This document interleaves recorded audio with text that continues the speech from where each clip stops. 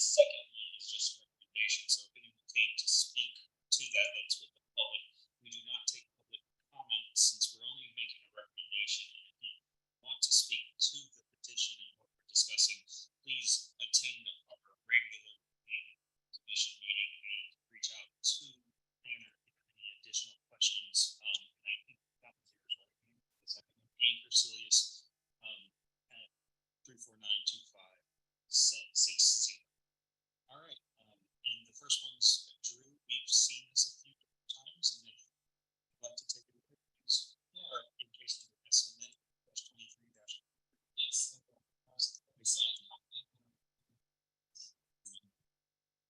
No, I indicated all members are present in person. So thanks. It's kind of a,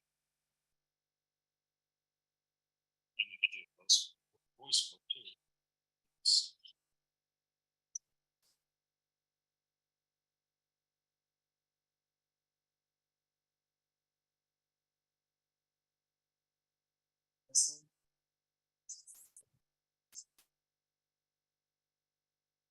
We can always speak out louder.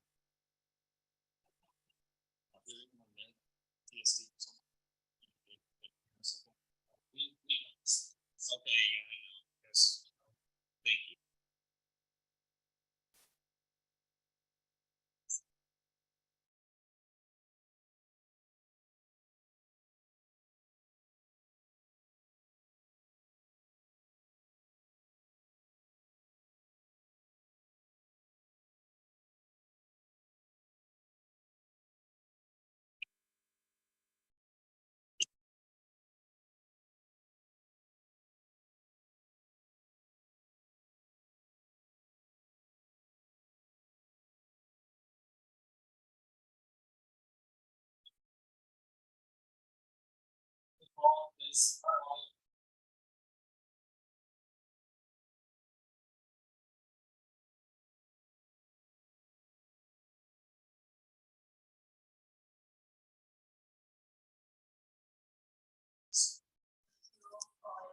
You guys, your audio is really bad. I can't hear a thing on my end. It's going, you have it set up. How about now?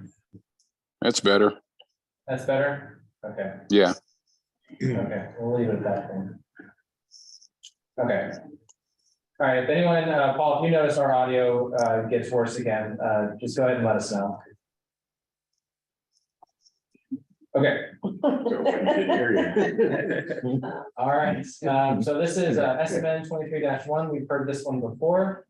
This is the Paul Minor subdivision. It's a 2-lot minor subdivision located out on East Allens Creek Road. It's got a lot of parcel numbers, I believe about 21 separate parcel numbers. It is unplatted. It's in Polk Township, section 16, 17, 20, and 21. Okay, show that. Total starting acreage is about 519.17 acres, and it's zoned forest reserve. The comprehensive plan has it designated as farm and forest, and use currently is vacant, and there's a lot of DNR classified forests on the property as well. So overall, the petitioner is proposing a 2-lot minor subdivision with no waiver requests. The proposed tract 1 and tract 2 will each be designated as a lot suitable for development. That is a change from the last time we heard this, where we had tract 1 designated as for conservation purposes only. Through conversations with the property owner and prospective buyers of the property, which is the Nature Conservancy, they discussed removing that restriction of conservation only in order to potentially develop the property in the future for other reasons, or sell the property. I'm sure they can speak on that, their rationale for this later on. basically, if a property were to be designated for conservation purposes only, no development would be allowed, and development. That's a broad term. It includes trail building, road building, any type of structure, anything like that. So makes sense why they might want to remove that restriction. So we were waiting on septic permits. That's why we didn't hear this in March.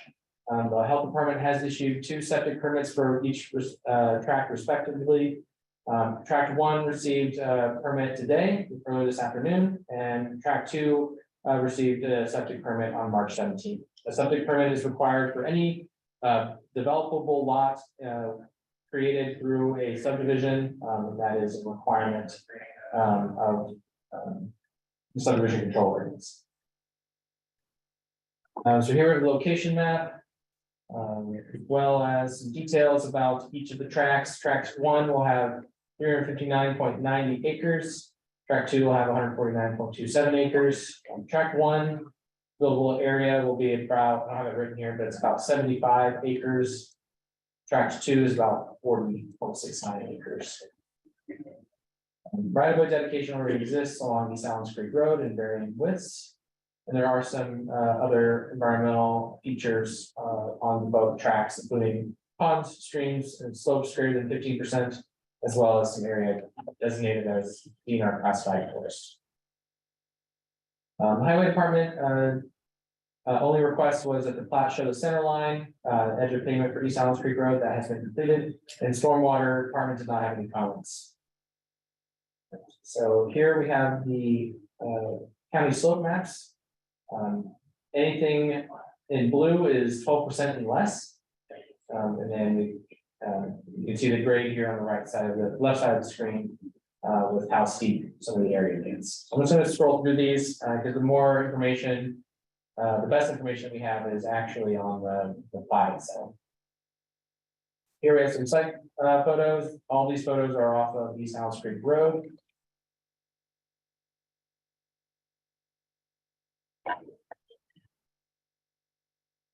So keep scrolling through here. Okay, here's the findings we have from staff. Drew, do you Yes. mind backing up to the top of page 13 there? Page 30. Yeah, a little bit more. Yep.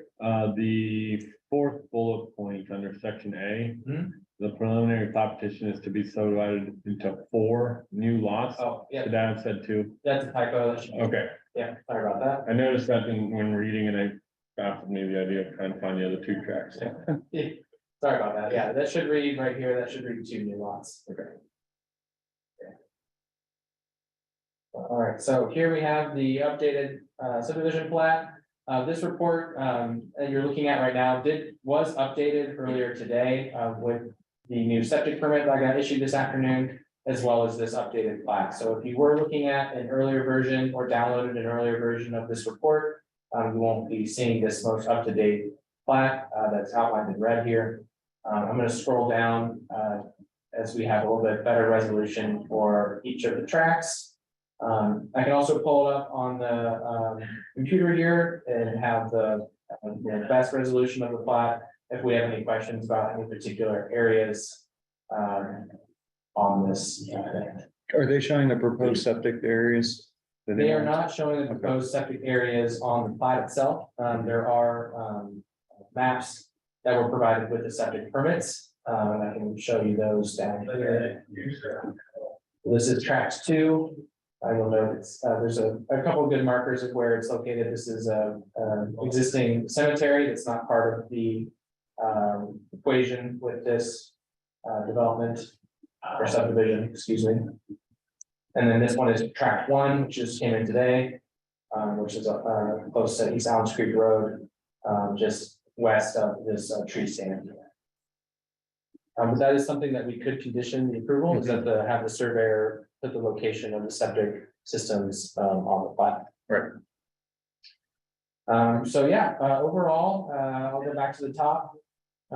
Staff is recommending approval of the subdivision based on the findings of fact, and that the proposed preliminary plat meets the subdivision control ordinance. Staff did have a condition of approval here within the last version of this report. that again, which was updated this afternoon. And that report or that condition of approval stated something along the lines of, the surveyor needs to update it. To remove the conditions of conservation purposes only, that sort of stuff. So since they did that, this afternoon, staff went ahead and removed that condition of approval and, as Tom mentioned, we could add an extra one about including the, location of the proposed septic locations. I'll take any questions. Thanks, Drew. I'll just say that I'll be looking to add that additional condition. I don't think it'll slow down the process, but I think it'll be nice because it indicates where this should go if it ever leads to installing a septic, and ensuring that it gets to the right spot, I think is very important, especially since we do soil boring and quite a bit of work to propose those areas. With that said, I want to open it up to the Plat Committee for any additional questions. I have no other questions. I just want a reminder of which track was which. One of them was discussed to be, Yes. one of them was being released of the exclusions of. Yes, so this lighter shade, this is tract 1. It's all of this area here. I'm following along with my cursor. This area, that was the area that's to be sold or transferred to the Nature Conservancy. And that was a tract that was originally listed as for conservation purposes only. But again, that has since changed. Both of these lots are now going through this process as developable. So the smaller one is the one that's being proposed for buildability. Both of them Well, yeah, are developable, yes, but this gray one is being retained under the petitioner's ownership. okay. The Augus's. They do not have any intentions at this time to build on this property. But they are here in attendance this afternoon, so if you have any questions regarding their intentions, we can defer that to them. That answered my questions. Okay. My question was, I know we had a representative from the Nature Conservancy on Zoom last time. I just want to make sure that the Nature Conservancy is content with. I think they're there. I was gonna. Yeah, I was actually gonna ask if it was okay if we kind of went out of order before we brought it to the petitioner to see if the Nature Conservancy, but I feel like a lot of the concerns have been addressed, but. Should be here. Yeah, isn't it Emily that's who spoke last time? But before we get to Emily, I know that Ben Ayers of the Highway Department, you had your hand up. Do you have a comment before we get to public? Yes, for clarity, they're on, I believe it's tract 1 there, the dark gray. There was a driveway entrance by the pond that needs to come out if they're going to keep the one at the top of the hill to the east there. Would that be something that needs to be addressed here with the plat, or would that be more if they move to develop it and during the site plan? I would guess like it was- to go out before, once final plat's issued, we're going to issue the permit and then they would have a year to get it out. I just wanted everybody to be aware of that because it wasn't mentioned. Okay, Where is that? What road? I think the one that goes by the Lake Joe. By the pond. right. I think you can see them on the map there if you go back. Yeah, that's. Hang on one second. Let's see if Drew can bring it up so we all can kind of look at it and then.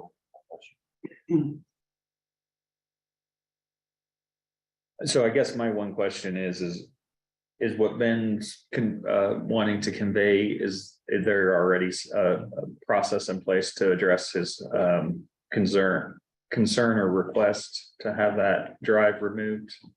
Is that- Oh, there's a drive here and down here. Yeah, right there. That's the one he's talking about. It's not really a road. It's not a You road. can park your car on the side of the road and walk around the little fence that we got up there. That's just torn down on. It's I not a just road. wanted to make everybody aware that would have to come out. And if you could mark it on the plat that it needs to be removed as well. That way, there's no question about it in the future. Right, and the reason I'm trying to expand on this is, should we make that more of a conditionary measure of approval? To have that done. Hang on one second. Thanks, Ben, for bringing that up. That might bring up a larger discussion. So, with that said, what I would like to do, before we have the public speak, Emily, and also, before you might be able to offer some, public input, we'll just go ahead and follow normal kind of procedures and just bring it over to the petitioner. They might have some questions regarding what Ben just spoke of, and then we can go back and make sure everyone else is kind of comfortable with how this has played out. So with that said, I'd like to open it to you guys for questions. Sorry to be so formal. It's. We don't know anything Have about it. the law or the rules of the law on this, and so the question is, why do we have to remove it? It's already there, and that's the land we're keeping. That's not even the land we're selling. Yeah, this isn't even for sale. So So, why does it need to be removed? It's been there 70 years. At least. yeah, so as of right now, there's 2 lots right there. So it has an access for the 2 lots. You're combining those into 1 lot, and by county code, you're only allowed 1 drive access per parcel. Okay, we're not, I don't think we're talking about the same location. I don't think we're referring to the right location. There is the beginning of a road at the top part over to the right, Mhm. and then you can see it follow through the ridge. And it goes all the way down, and then if you get past the red line, which is the boundary of what we're selling, Mhm. then the rest of the road goes on to the property that we're selling. Mhm. And so what we're talking about, this little driveway by a pond, that's Down not a there, road. That doesn't give access to anybody. That's just it's a drive cut. It's a cut onto the road. a curb cut. Yes, Okay, a curb that cut. counts as a driveway entrance. Okay, so that needs to be removed because there can only be 1 per parcel. Yep. Okay. Gotcha. Gonna be when you say a road. Well, let's just say I wanna walk to that lake. And not park a mile and a half away. Can it be a trail? I mean, can we park the car on the side of the road and then walk down to the lake? It doesn't, I mean, it's not even big enough for a car now. You only got. As long as it's not stone or asphalt or concrete, it's dirt and I don't have Yeah. nothing in it. And if you park your car there and it Yeah. gets hit, that's on you, not me. But it is asphalt right now. Asphalt, Oh, okay. it is? So if we cover it up with dirt, then it will officially be. Yep, covered over. You might take the culvert out that's underneath, that way it won't stop up the drainage ditch down through there. Well, that brings up a stormwater question. Yeah, that's. we had to have something. Is Miss Petonia on the call? I don't think that she is, because she didn't have any comments. In check. And I think what we could do, because I'm not sure about the time sensitive issue, it seems like the Nature Conservancy had to extend their timeline a bit, and maybe we could make some of this conditional to the stormwater coordinators approval, MS4 coordinators approval. Unless we think this is kind of something that we need to bring back and address. But I would be comfortable if it's conditioned to the MS4 coordinator as far as moving this project forward. But talking about removing the culvert is a significant thing that we would want kind of a thumbs up from our MS4 coordinator. I agree with you, Tron. I don't think it should hold it up. Like I said, once the plat's recorded, they'll have a year to do it and we can work with them on that then. I just wanted to bring it up because it was not mentioned. Also, my reports are in under the right-of-way activity permits that were applied for, and Sean should be able to get you those reports. Okay, well, thanks so much for bringing that up, Ben. It's great to have that up front and not an issue down the road. So it looks like Mr. Edwin, sorry, had a question. Please go ahead. You got it right the first time. It's Edward. You're good.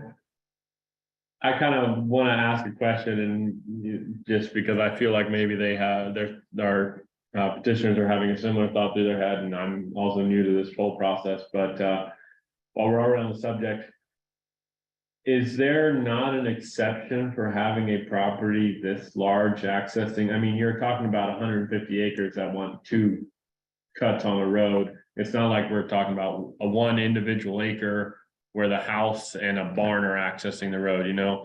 It's a pretty substantial size, so, and with that kind of topography, you know, if they did want to access that pond, there's no way to really get a driveway or something to that other flat spot, which is also designated as their septic, you know, the septic permit gave that corner right there.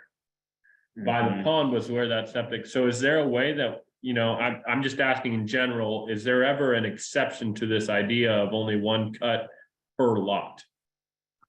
Yeah, they have the right to appeal to the Board of Commissioners. And that's in the code.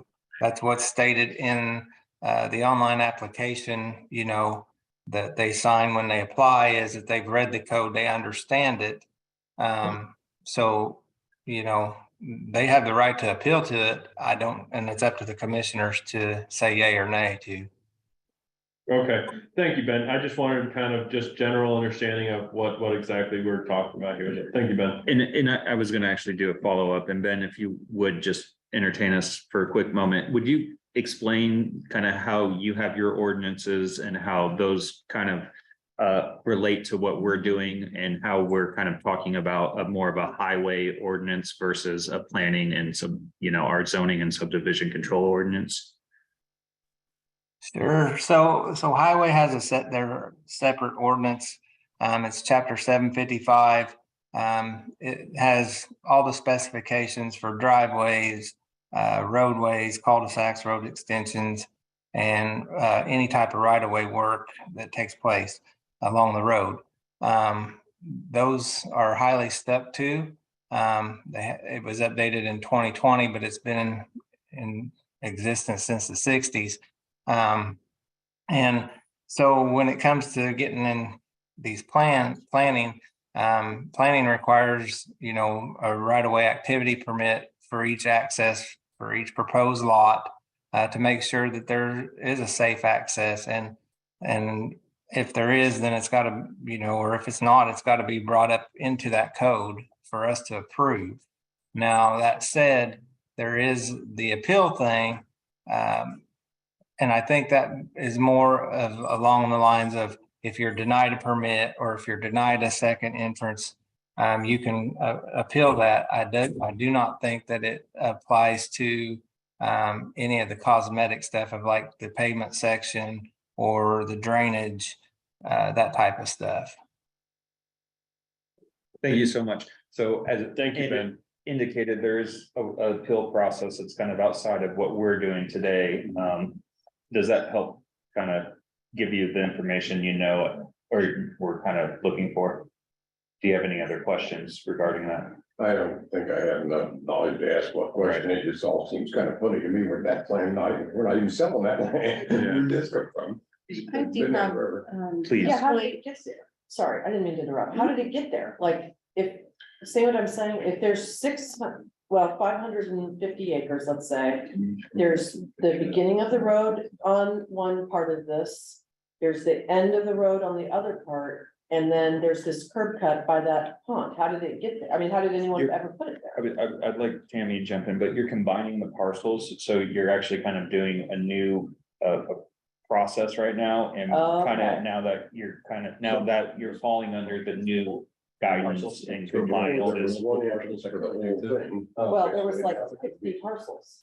But now you're combining those. Okay. So that's kind of a big Okay. part of this. And now that you're now moving forward, you're now subjected to the new compliance measures, and that's one that they have in the highway department. One of the things, say that road that he's talking about, you can't go anywhere because there's a dam right there for the lake. Understandable. It's just kind of like they got guiding documents they follow, and you know, as stated, kind of really try to keep in compliance with. I get the concern. Yeah, but we can. It's a little outside of what we're able to do, but there is a process where maybe you could appeal to get that And Ms. So- Behrman, oh, sorry. This is the driveway cut that we were talking about, right at Yeah, your yeah. lake. And that was its own unique parcel, and then the other one was right here, which is Yeah. accessing this parcel. Uh-huh, And you're allowed a single cut per parcel. So that's how that parcel got there today. But since you're combining these Okay, parcels into I get one, that's where this. I get it. So, I mean, before it was like probably 35 different parcels. Yeah. And now we're making the 35 into 2. So, okay, Yeah. I mean, I understand that. yeah, sorry, I was kind of lost with you guys for a minute there too, so.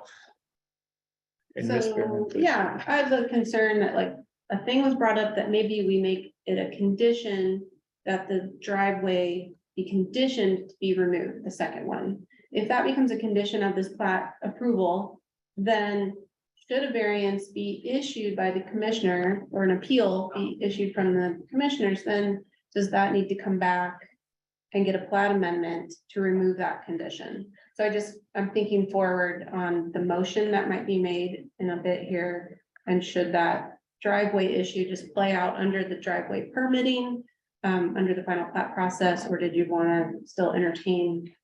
And I guess I would like to hear Mr. Ayers' comments to that too. Did you hear that, Ben? Do I you did think hear, this could be sorted out without making it a condition today? I think it probably could. We'll let it play out by the permit unless the commissioners say otherwise. Okay, please.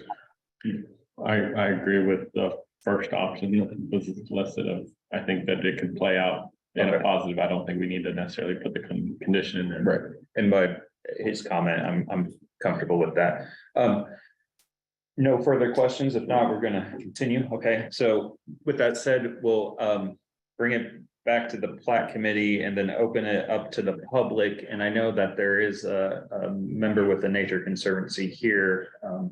And if there was a question stated earlier about making sure that everything is kind of fitting within your ability to kind of acquire the property.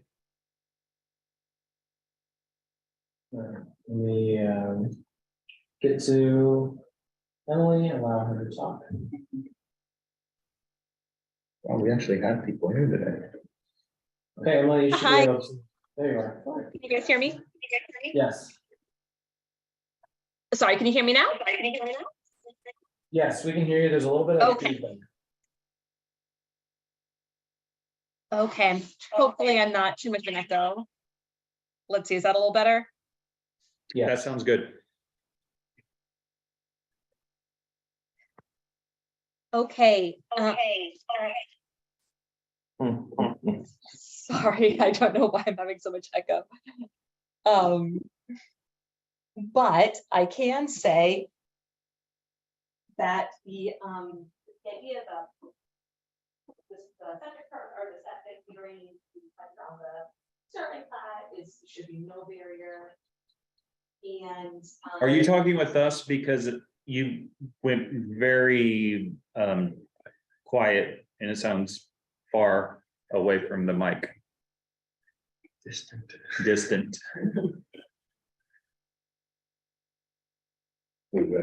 how is it now? that's better. Yes. Okay, sorry about that. I wanted to say that the, our concern was the, for conservation purposes only, or any other deed restriction that would be put on the property. Not because we're in the business of development or have any intentions to, but because it's really challenging for us to accept a deed restriction. And we are hoping that before too long, this property will become part of the Hoosier National Forest. And it's even more difficult, if not impossible, for the federal government to acquire a piece of property with a deed restriction. That said, the idea of applying the specific area where that septic field would need to be in the unlikely event that there's a development that would necessitate that is no problem. That would be no barrier for us, nor for the National Forest. So what's been outlined thus far really resolves our concerns as the hopeful buyer of the 359.9 acre piece of this, and would just be excited to move forward with whatever next steps need to happen if this hopefully, goes for preliminary approval and then final approval, and then we can, put this land into conservation, if not necessarily in the deed. Awesome. Well, thank you so much. Is there anyone else that came to speak to this petition that is online? We don't have any members of the public in the room with us today. And if so, please raise your virtual hand or just kind of come off mute and indicate that you wanted to share your comments. And we're not seeing any, so we're back at the Plat committee, and we'd be looking for a motion. I do think staff has removed their one condition. I still have an older packet, but I think putting the condition that they do put the proposed septic areas on the plat should be done. And outside of that, I can make a motion, or if anyone else is ready. Sure, I'm seeing that we still have one condition on there, though, the petitioner submitted an updated preliminary plat that addresses any final comments from planning. Drew, is that still? Yes, so that, we updated the report this afternoon, and removed that because the surveyor did update the plat to remove the things that we were concerned with. However, now we do have a new condition of approval that looks like it's going to be requested to include the septic locations. Okay, so thank you. Sorry, John, I didn't catch that. Oh, no worries. I can make a motion for case SMN 23-1. I move that we approve the subdivision based on the findings that the proposed preliminary plat meets the subdivision control ordinance with the following condition: that the septic locations be added to the plat. I'll second. There has been a motion and a second, with one condition to include septic locations on the final plat for both lots 1 and 2. We'll call the roll. Tron Enright Randolph, Yes. Jeff Morris, Yes. and Edward Holman. Yes. Motion passes 3-0. Okay, great. Thanks so much for sticking with us and getting this done. It's a great opportunity for Hoosier National Forest, Monroe County, and Lake Monroe. Nature So, Conservancy. thanks so much. And the Nature Conservancy. We're trying to get to the right place. Well, it looks like some Really? prime hunting habitat, so. Yes. There's no way to get there. Don't worry about it. Well, once it goes, hey, once it goes public land, trust me, they'll find a way to get I there. just got a text from some guy. He said, all you need is a helicopter report, will be. Yeah, that's right. You'll be good. All right, anyway, Thanks again. Have a good Thank you one. very much. Enjoy the rest of the day. Moving right along, case number SPP 23-2, Pedigo Homeowners Association, Inc. And Corcelius is the planner, and when she is ready, please take it away. Thank you. Whoa.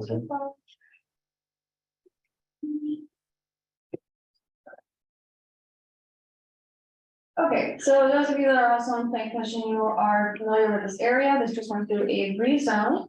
We're down in Clear Creek in the Pedigo Bay subdivision and road area.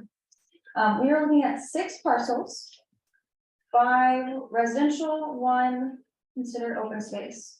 So I'm just gonna go straight to the plat currently, and we can get an idea. So this is a preliminary plat amendment. This is amendment number 3 to the Pedigo Bay subdivision. So we are looking at 2 portions of area that was dedicated as open space under the original Pedigo Bay subdivision. Scroll down, kind of an older subdivision. Here's this open space. This is Pedigo Bay Drive and East Sailor Lane. The open space originally was across the road. And it's actually divided into 3 parcels, 1 lot of record, so 1 here, here, and here. These 5 lots, 4 are developed, 1's undeveloped. They essentially had their front yard existed as open space in this plat, and it was under the homeowners and managed by the homeowners association. These lots themselves were not involved and were not platted in the Pedigo Bay subdivision. They utilize all of the same services as the other lots that are platted within Pedigo Bay, including a private package plant. Originally, this open space, if we zoom in and we see all these easement areas, originally this open space was for septics. And there's also 1 or 2 sinkholes with the sinkhole conservancy. They ended up building a private package plan in 2004 on this part of the common area, so they're all in sewer, they're good. And no septics were ever built in any of these areas. There's also ingress and egress and utility easements, so some of these places, some of these houses have shared drives.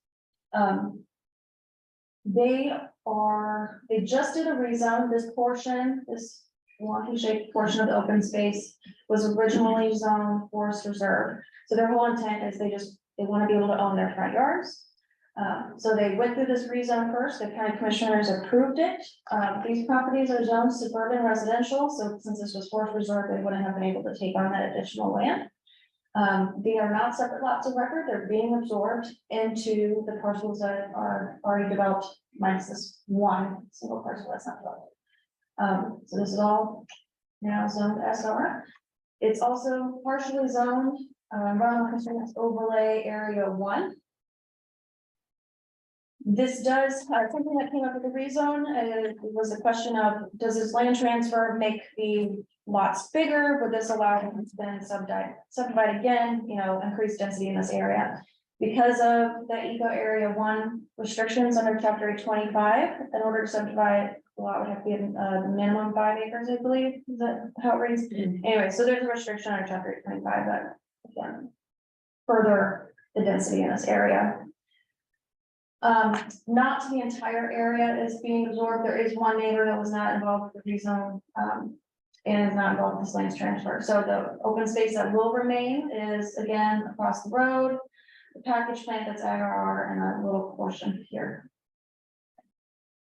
So there are not too many requirements here. Everything is pre-existing. So we didn't look at driveway applications. We didn't look at septics because they're connected to sewer. None of the easements are being vacated, but I don't think that's, any issue or necessarily a concern of ours. The sinkholes are being transferred, platted sinkhole conservancy areas are being transferred straight over, so there's no issue there. We provide preliminary comments, but overall, we are recommending approval or recommending that you forward a positive recommendation. This would have been good to show of the 5 residential lots, 4 built.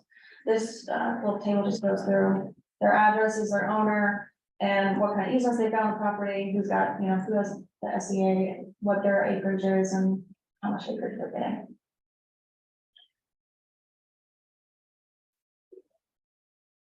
Okay, so we're forwarding a positive recommendation for the Petticoat Bay subdivision 405 Amendment 3. Okay, so.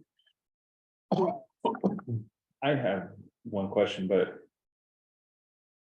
I think it might be to you, Ann, or maybe to Mr. Decker here. The one property that doesn't want to participate, I understand that.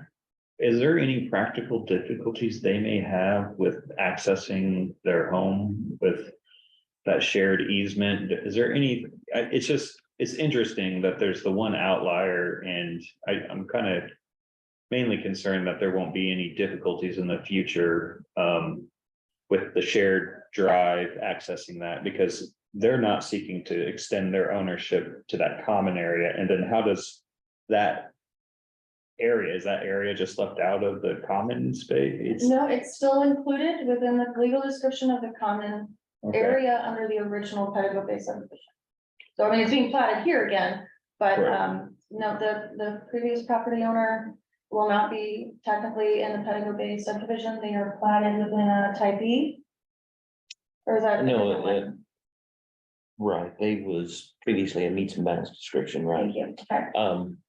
And this was prior to the subdivided Petticoat Bay. Okay. But one of the things that we did notice that you had brought it up as far as the access to this lot, their driveway actually didn't fall within the easement that was described in the meets and bounds description. So this plat actually fixes that and gives them access to their lot now. That it does lie within an easement. So this actually kind of cleans up the situation with the driveway.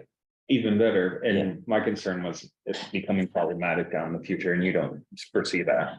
I do not, it's going to remain status quo, as far as easements and stuff. We didn't remove any easements or anybody's rights in this situation. And, you know, the Spies, they actually enjoyed the benefit of the homeowners association taking care of the lawn in front of their home. These other people are going to be maintaining their own lots now, and Spieth is going to continue to have the homeowners association mow the area in front of his house. So he's not Okay. going to lose any benefits there. Perfect, and I was just wanting to make sure that we address that since you see that they gain access through that lot. Is that A3 or lot 1A3? We won't get in that. I have no additional questions. Does anyone else? Yeah. All right, we'll open it up to the representation here. Again, this just is a recommendation. And so if you have anything else you'd like to add. I've got nothing to add. Ian did a good job there explaining exactly what was going on. And if you guys have any questions, feel free.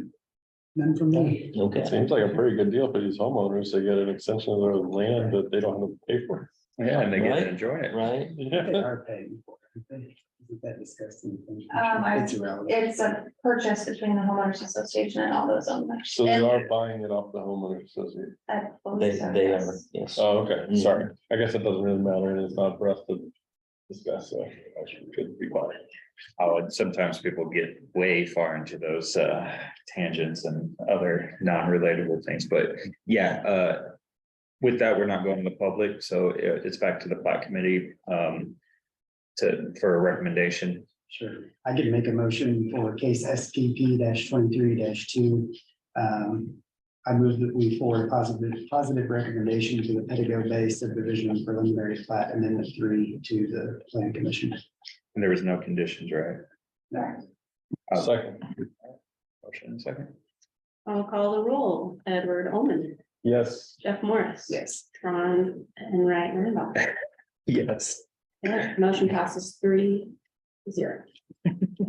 Awesome. Thank you. Thanks, everyone. We'll call it the meeting adjourned.